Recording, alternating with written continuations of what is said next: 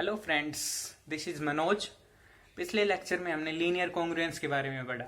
Linear congruence क्या होती है, उसका सॉल्यूशन क्या होता है, सॉल्यूशन कब एग्जिस्ट करता है, कब एग्जिस्ट नहीं करता है। सॉल्यूशन को फाइंड आउट करने के लिए हमने दो मेथड्स पढ़े। उसी पे बेस्ड आज के इस लेक्चर में हम लीनियर डाइफेंटाइन इक्वेशन के बारे में पढ़ेंगे। लीनियर डाइफेंटाइन इक्वेशन क्या होती है, उसका सॉल्यूशन क्या होता है, सॉल्यूशन कब एग्जिस्ट करता है, कब एग्जिस्ट नहीं करता है, उसके सॉल्यूशन को हम कैसे फाइंड आउट कर सकते हैं, तो वो सब हम इस लेक्चर में डिस्कस करेंगे। So let's start the lecture. Linear Diophantine equation क्या होती है? ऐसी इक्वेशन जो इस फॉर्म की हो, ax plus B Y equals C, जिसमें a b और c क्या हो, इंटीजर्स हो और नोन हो जो हमें पता हो, और x और y क्या हो, अननोन्स जिनकी वैल्यू हमें निकालनी हो, हमें पता नहीं हो, और a और b दोनों क्या होने चाहिए, नॉन जीरो। तो इस इक्वेशन को हम क्या बोल देंगे, linear Diophantine equations in two unknowns x and y, means दो अननोन हो गए x और y। For example 3x plus 4y equal to 18, a की वैल्यू 3, b की वैल्यू 4, c की वैल्यू 18। a और b दोनों नॉन जीरो भी हैं और ये इंटीजर्स हैं तीनों। 2x प्लस 4y इक्वल्स 5, तो ये भी एक क्या है, लीनियर डाइफेंटाइन इक्वेशन का एग्जाम्पल है। तो अब बात आती है solution of linear Diophantine equation क्या होता है। मीन्स ऐसे x और y की वैल्यूज जो इस इक्वेशन को सेटिस्फाई कर जाए, मीन्स ऐसे x और y की वैल्यू हम फाइंड आउट कर दें जो इसको सेटिस्फाई कर जाए। इस पूरे लेक्चर में हम इंटीजर सॉल्यूशंस की बात करेंगे, मीन्स x और y integer solutions find out करेंगे।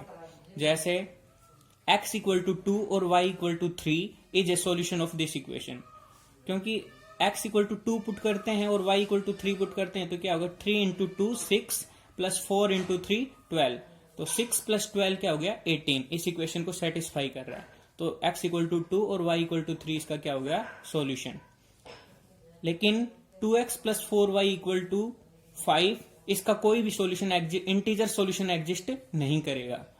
लेकिन अब हमें पता कैसे चले कि इंटीजर सॉल्यूशन एग्जिस्ट करेगा या नहीं करेगा, तो उसके लिए एक रिजल्ट आता है, the equation ax plus B Y equal C has a solution if and only if GCD of a comma B divides c। Means इस इक्वेशन का सॉल्यूशन एग्जिस्ट करेगा कब, जब greatest common divisor of a and b divide करे c को। Greatest common divisor क्या होता है, ऐसा सबसे बड़ा इंटीजर जो a को भी डिवाइड करे और b को भी डिवाइड करे। तो एग्जाम्पल के बेस पे हम देख सकते हैं, जैसे 5x plus 3y equal to 52, तो इसमें 5 और 3 का जीसीडी क्या है, 1 है, और 1 डिवाइड कर रहा है 52, c की वैल्यू 52 है, तो GCD of a comma b divide कर रहा है c को। तो इसका मतलब इस 5x plus 3y equal to 52 का सॉल्यूशन एग्जिस्ट करेगा। पिछले एग्जांपल्स में भी हम देख सकते हैं 3x plus 4y equal to 18 का सॉल्यूशन क्या है, x इक्वल टू 2 और y इक्वल टू 3। तो हमें पता कैसे चले कि इसका सॉल्यूशन एग्जिस्ट कर रहा है नहीं, GCD of a comma b क्या है, 3 और 4 का जीसीडी क्या आएगा, 1 डिवाइड कर रहा है 18 को, इसका मतलब इसका सॉल्यूशन एग्जिस्ट करेगा। ऐसे यहाँ पे इसमें, लेकिन इसके केस में हम देख सकते हैं कि जीसीडी ऑफ 2 और 4 का क्या आता है, 2, लेकिन 2 डिवाइड नहीं करता है 5 को, इसका मतलब इस इक्वेशन का सॉल्यूशन एग्जिस्ट नहीं करेगा। लेकिन अब बात आती है कि सॉल्यूशन एग्जिस्ट करते हैं तो कितने सॉल्यूशन एग्जिस्ट करते हैं, एक से ज्यादा सॉल्यूशंस भी एग्जिस्ट कर सकते हैं। जैसे इस केस में हमने देखा था x इक्वल टू 2 पुट कर रहे थे और y इक्वल टू 14 पुट कर रहे थे, तो इसको सेटिस्फाई कर रहा था, मतलब x इक्वल टू 2 और 14 इसका सॉल्यूशन है। क्योंकि 5 इंटू 2 क्या होता है, 10 प्लस 3 इंटू 14 42, 42 प्लस 10 52, मतलब इसको सेटिस्फाई कर रहा है। लेकिन ये भी सेटिस्फाई कर रहा है, x इक्वल टू 5 और y इक्वल टू 9, 5 इंटू 5 क्या हो गया, 25, 3 इंटू 9 27, तो 27 प्लस 25 52, मीन्स ये भी इसका एक सॉल्यूशन हो गया। तो ऐसे हम और भी सॉल्यूशंस एग्जिस्ट कर सकते हैं। तो हमें अगर सब सॉल्यूशंस फाइंड आउट करने हो तो कैसे फाइंड आउट कर सकते हैं, तो ये एक रिजल्ट है, if GCD of a comma b equals 1 and x equal to x naught comma y equals y naught is a solution of the equation ax plus by equals c। Means अगर a और b का GCD 1 given हो और X naught और Y naught इसका एक solution given हो, तो बाकी सब सॉल्यूशंस कैसे निकाल सकते हैं हम? Then all solutions are given by X equals X naught plus K times B, Y equals Y naught minus K into A for all integral values of K. तो बाकी सब सॉल्यूशंस कैसे निकल जाएंगे एक्स नोट और Y naught से? हम K की इंटीजर वैल्यू के कोरस्पॉन्डिंग पुट करते जाएंगे और ये हमारे पास सारे सॉल्यूशंस हो जाएंगे। x equals X naught plus K B और y equal to Y naught minus K A, क्योंकि a और b की वैल्यू हमारे पास है और k की इंटीजर वैल्यू पुट करते जाएंगे हम। अब बात आती है कि किसी भी लीनियर डाइफेंटाइन इक्वेशन का सॉल्यूशन हम कैसे फाइंड आउट करें। तो ये रिजल्ट है, solving the congruence ax is congruent to c mod b is equivalent to solve the equation ax plus by equals c। Means इस इक्वेशन को सोल्व करें और इस इक्वेशन को सोल्व करें तो x की वैल्यू दोनों से सेम आएगी हमारे पास, तो ये दोनों इक्विवेलेंट है। तो यहां से हम इस इक्वेशन को सोल्व करने के लिए हम इस कॉन्ग्रुएंस को सोल्व करेंगे। इस लास्ट लेक्चर में हमने कॉन्ग्रुएंस कैसे सोल्व करते हैं वो पढ़ा था, दो मेथड्स पढ़े थे हमने कि कैसे सोल्व करते हैं। इस एग्जाम्पल से हम देखेंगे किसी भी लीनियर डाइफेंटाइन इक्वेशन का हम सॉल्यूशन कैसे फाइंड आउट करते हैं। 5x plus 3y equal to 52। तो अगर हम इसको ax plus by equal to c से कंपेयर करते हैं तो a की वैल्यू क्या होगी 5, b की वैल्यू 3 और c की वैल्यू 52। तो इस लीनियर डाइफेंटाइन इक्वेशन का सॉल्यूशन इस कॉन्ग्रुएंस के सोल्व करने के इक्विवेलेंट है। ax is congruent to c mod b, तो ये क्या इंप्लाइज करता है 5x is congruent to 52 mod 3, abc की वैल्यू पुट करते हैं तो इसको हम फर्स्ट इक्वेशन नाम दे देंगे।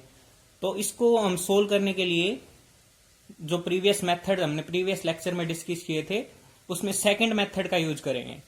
तो हमें सेकंड इक्वेशन बनानी है। तो सेकंड इक्वेशन कैसे बनाएंगे? हमें पता है कि 3 के सारे मल्टीपल्स को अगर हम 3 से डिवाइड करते हैं तो रिमाइंडर 0 ही आएगा।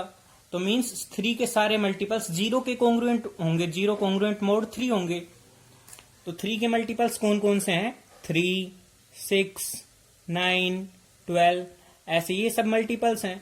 तो हम ये चेक करेंगे कि जो हमारे पास ये वैल्यू गिवन है 52, यहां पे इस वैल्यू में 3 के मल्टीपल्स ऐड करेंगे तो वो चेक करेंगे जो ऐड करने के बाद जो नंबर आता है वो 5 से डिविजिबल है या नहीं है। तो अगर हम फर्स्ट मल्टीपल उठाते हैं तो 3 है, तो 3 में अगर 52 ऐड करते हैं तो क्या आएगा 55, जो कि 5 से डिविजिबल है। अगर ये नहीं होता तो हम सेकंड नंबर पे जाते, हम फिर 6 ऐड करते और चेक करते कि ऐड करने के बाद जो नंबर आया वो 5 से डिविजिबल है या नहीं। लेकिन हमें यहाँ पे फर्स्ट 3 ही मिल गया ऐसा, जो कि 52 में 3 ऐड करें तो 5 से डिविजिबल हो जाए। और हम तो इसका मतलब 3, क्योंकि हमें पता है कि 3 के सारे मल्टीपल 0 के कॉन्ग्रुएंट है तो 3 भी 0 के कॉन्ग्रुएंट हो, तो ये सेकंड कॉन्ग्रुएंस हम क्या लिख सकते हैं 0 इज कॉन्ग्रुएंट टू 3 mod 3, क्योंकि 3 को हम 3 से डिवाइड करते हैं तो 0 ही रिमाइंडर आता है। तो हमारे पास ये सेकंड इक्वेशन होगी। तो इन दोनों इक्वेशंस को हम ऐड करेंगे, एडिंग 1 and 2, तो क्या आएगा लेफ्ट हैंड साइड हमारे पास क्या आ जाएगी 5x, right hand side 52 plus 3 क्या होगा 55 mod 3। तो यहां से हम 5 को दोनों साइड से कैंसिल आउट कर सकते हैं, क्योंकि 5 और 3 का जीसीडी है वो क्या है 1। तो ये किसके x किसके कॉन्ग्रुएंट हो गया 11 mod 3, क्योंकि 55 को हम क्या लिख सकते हैं 5 into 11 और 5 को हमने दोनों साइड से कैंसिल आउट कर दिया। तो यहां से अगर हम ये किसके कॉन्ग्रुएंट हो गया x is congruent to 2 mod 3, क्योंकि हमारे पास जब 11 को हम 3 से डिवाइड करते हैं तो 2 रिमाइंडर आता है। तो x is congruent to 2 mod 3 का मीनिंग क्या है कि इन दोनों का difference x minus 2 is divisible by 3। तो x माइनस 2 इक्वल्स 3 इंटू के, मीन्स 3 का मल्टीपल होगा अगर 3 से डिविजिबल है तो ये यहां से x की वैल्यू क्या होगी 2 plus 3k for all k belongs to z। k कोई भी इंटीजर वैल्यू हो सकती है। फ्रॉम स्टार दिस इक्वेशन जो हमारे पास है, तो वहां से 3y की वैल्यू क्या होगी 52 माइनस 5x।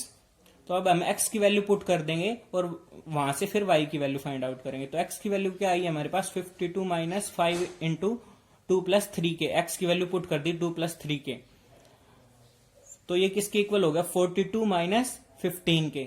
अब दोनों साइड हमारे पास क्या आ गई equation 3y equal to 42 minus 15k, तो दोनों साइड से हम 3 से डिवाइड कर सकते हैं, 3 कैंसिल कर सकते हैं, तो यहां से y किसके इक्वल हो गया 14 माइनस 5k। तो x की जो जनरल वैल्यूज आ गई x और y की वो क्या आई हैं 2 प्लस 3k और y इक्वल्स 14 माइनस 5k। तो इसके सब सॉल्यूशंस इस टाइप के होंगे कि कोई भी इंटीजर वैल्यू हो सकती है। तो ये सब पूरे सॉल्यूशंस आए हैं, लेकिन अगर अब हमें फाइंड आउट करने आ जाए सारे positive integer solution find out करने आ जाए, मींस x और y दोनों ग्रेटर देन 0 होने चाहिए, ये कंडीशन हो हमारे पास, तो वहां से हमारे पास हमें k की वैल्यू निकालेंगे जो जिनके लिए x और y की वैल्यू क्या हो ग्रेटर देन 0।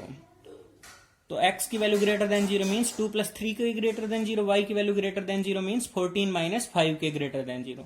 तो यहां से k पे क्या कंडीशन आ गई, k is greater than -2/3 means minus 0.66 से k की वैल्यू बड़ी होनी चाहिए, और k इज लेस देन 14/5, इससे ये आ गया।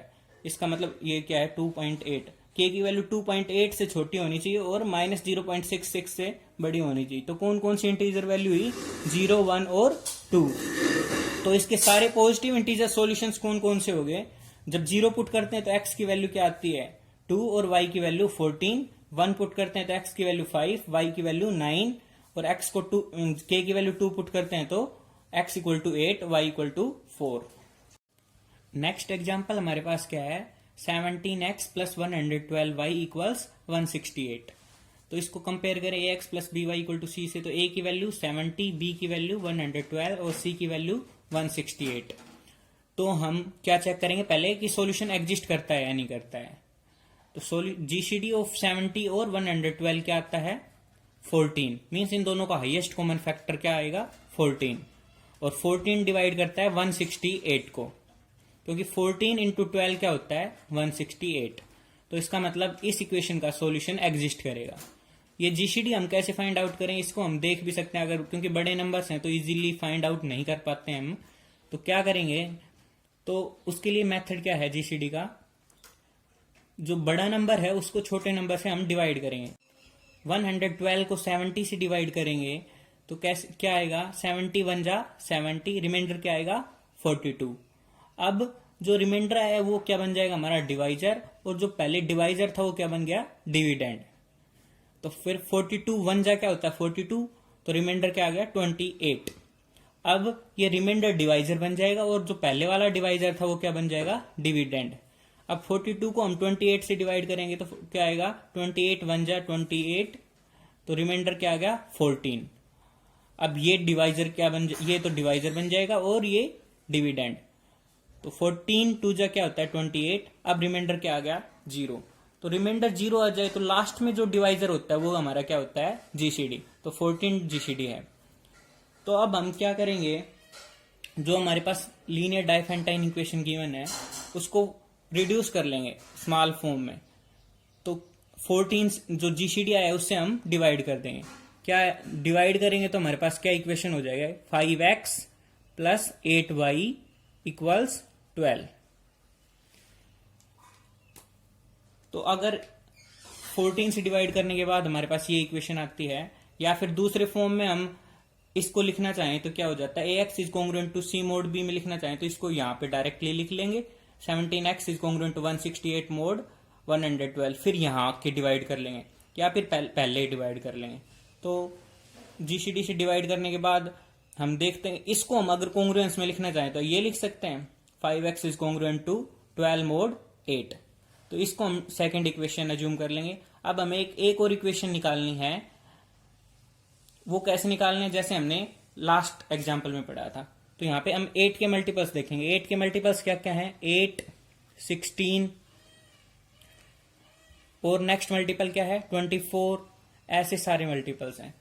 तो हम वो मल्टीपल्स उठाएं चेक करेंगे। सबसे पहले जो ये नंबर 12 में मल्टीपल ऐड करेंगे तो वो चेक करेंगे कि वो नंबर 5 से डिविजिबल है या नहीं है। तो 8 उठाते हैं तो हम 12 प्लस 8 क्या होगा 20, 25 से डिविजिबल है तो हम इसी 8 को ही ले लेंगे। तो 0 इज कॉन्ग्रुएंट टू 8 मोड 8। तो थर्ड इक्वेशन हमारे पास क्या आ गई, 0 इज कॉन्ग्रुएंट टू 8 mod 8। तो इन दोनों कॉन्ग्रुएंस को हम सोल्व करेंगे अब। Adding 2 and 3, left hand side क्या हो जाएगी हमारे पास 5x, राइट हैंड साइड 12 + 8 क्या हो गया 20 mod 8। अब हमें पता है कि 20 डिविजिबल है 5 से, तो इसको क्या लिख सकते हैं 5 × 4। तो 5 को दोनों साइड से कैंसिल आउट कर सकते हैं क्योंकि 5 और 8 का जीसीडी क्या है 1। तो x किसके कॉन्ग्रुएंट आ गया 4 mod 8। मीन्स इन दोनों का difference x - 4 is divisible by 8। x - 4 equals 8 times k। तो x किसके इक्वल हो गया 4 + 8k for all k belongs to z। z क्या है इंटीजर वाला सेट। तो मीन्स x की वैल्यू हमारे पास आ गई है। अब वैल्यू y की वैल्यू फाइंड आउट करने के लिए क्या करेंगे, हम इस इक्वेशन में पुट कर देंगे x की वैल्यू। तो यहां से 8y किसके इक्वल आ गया 12 - 5x। तो ये किसके इक्वल हो गया 12 - 5 × 4 + 8k। ये किसके इक्वल हो गया -8 - 40k। दोनों साइड से हम 8 को कैंसिल आउट कर सकते हैं।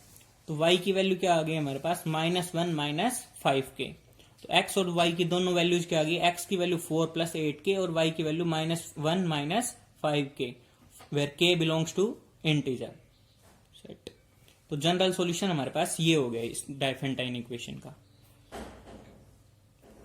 आपके लिए एक एक्सरसाइज क्वेश्चन क्या है, find all the solutions in positive integers of this equation 5x + 11y = 92। Means हमें सारे पॉजिटिव इंटीजर x और y निकालने हैं जो इस इक्वेशन को सेटिस्फाई करें।